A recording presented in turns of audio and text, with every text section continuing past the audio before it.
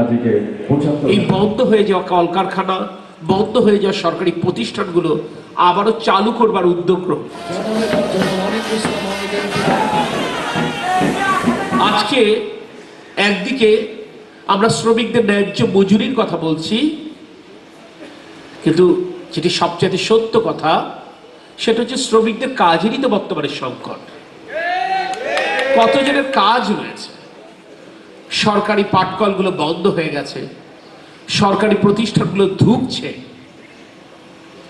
এগুলোই তো আসলে মূল জায়গা ছিল শ্রমিকদের কর্মক্ষেত্রে।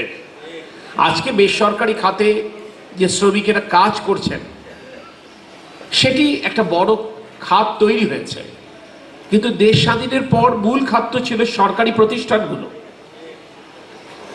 আপনারা জেনে খুশি হবেন, আপনাদের ভোটে নির্বাচিত সরকার এই বন্ধ হয়ে যাওয়া কলকারখানা, বন্ধ হয়ে যাওয়া সরকারি প্রতিষ্ঠানগুলো আবারও চালু করবার উদ্যোগ গ্রহণ করেছে, যাতে করে একদিকে এই কলকারখানায় প্রাণের সঞ্চার ঘটবে, আরেকদিকে আপনারাও নিজেদের কাজ ফিরে পাবেন, আপনাদের পরিবারে সচ্ছলতা আসবে।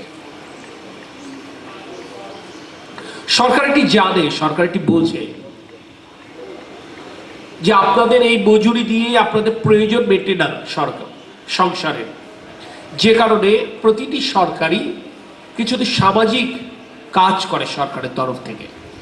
যদিও সে সামাজিক কাজের মাধ্যমে হয়তো অধিকাংশ ক্ষেত্রে আমাদের চাহিদা পূরণ হয় না।